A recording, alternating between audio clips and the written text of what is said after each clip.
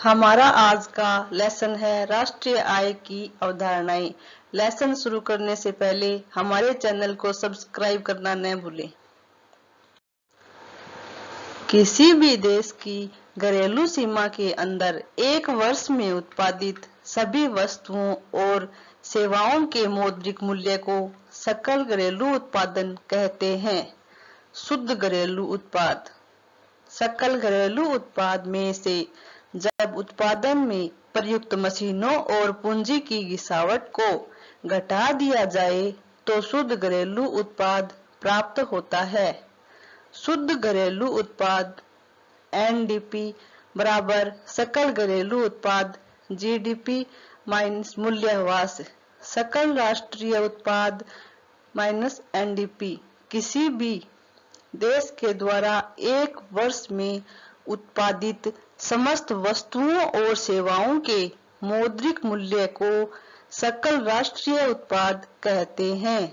इसमें विदेशों से प्राप्त आय सम्मिलित होती है। सकल राष्ट्रीय उत्पाद जीडीपी बराबर सकल घरेलू उत्पाद जीडीपी प्लस विदेशों से अर्जित विशुद्ध आय। शुद्ध राष्ट्रीय उत्पाद सकल राष्ट्रीय उत्पाद से जब उत्पादन में प्रयुक्त मशीनों एवं पूंजी की गिरावट को घटा दिया जाता है तो शुद्ध राष्ट्रीय उत्पाद प्राप्त होता है।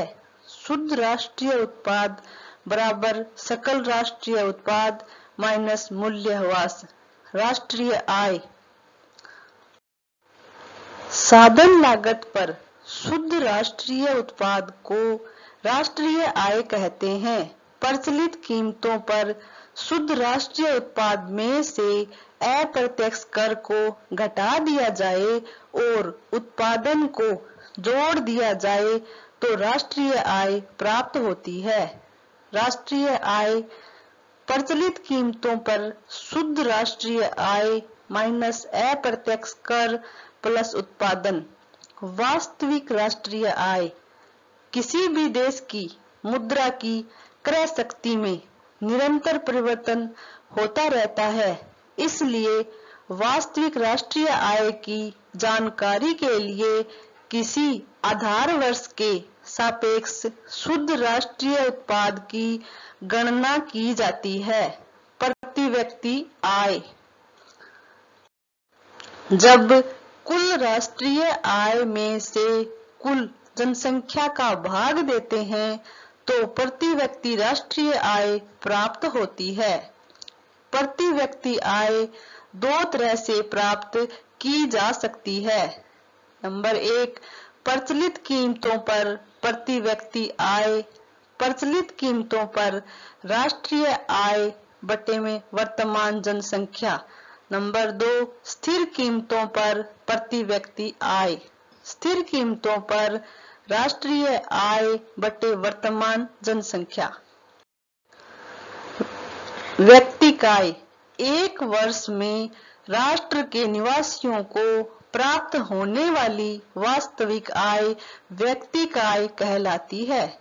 व्यक्तिक आय बराबर राष्ट्रीय आय प्लस अंतरण भुगतान माइनस निगम कर माइनस अवतरित लाभ माइनस सामाजिक सुरक्षा अनुदान। व्यय योग्य आय प्रत्येक व्यक्ति एक वर्ष में प्राप्त आय को पूर्णतः व्यय नहीं कर पाता, बल्कि सरकार द्वारा प्रत्यक्ष कर के रूप में कुछ राशि ले ली जाती है। शेष बची राशि को व्यय योग्य राशि कहते हैं। व्यय योग्य आय व्यक्तिक आय माइनस प्रत्यक्ष कर। अंतरराष्ट्रीय मुद्रा कोष के बारे में महत्वपूर्ण जानकारियां।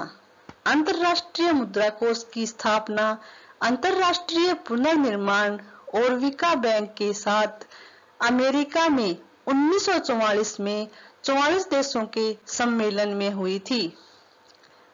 इंटरनेशनल मॉनेटरी फंड की वर्तमान अध्यक्ष सीईओ क्रिश्चियन लिगार्ड हैं। इनकी स्थापना अंतरराष्ट्रीय व्यापार के विस्तार और संतुलित को आसान बनाने, विनिमय स्थायित्व को बढ़ावा देने, भुगतान की स्थापना में सहायता देने के उद्देश्य से की गई थी। इसका मुख्यालय वाशिंगटन डीसी, संयुक्त राज्य अमेरिका में है। इस संगठन के प्रबंध निदेशक क्रिश्चियन लिगार्ड हैं। विभिन्न देशों की सरकार के 45 प्रतिनिधियों ने अमेरिका के ब्रिटेन वुड्स में बैठक कर अंतर्राष्ट्रीय आर्थिक समझौते की रूपरेखा तैयार की थी। आईएमएफ के कुल 188 सदस्य देश हैं।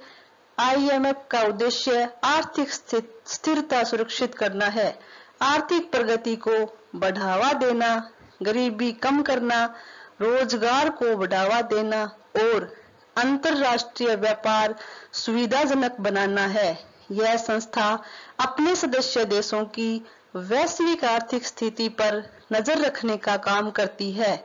अंतर्राष्ट्रीय मुद्रा कोष की मुद्रा एसडीआर यानी एसडीआर में पूरी यूरो, पाउंड, येन और डॉलर हैं।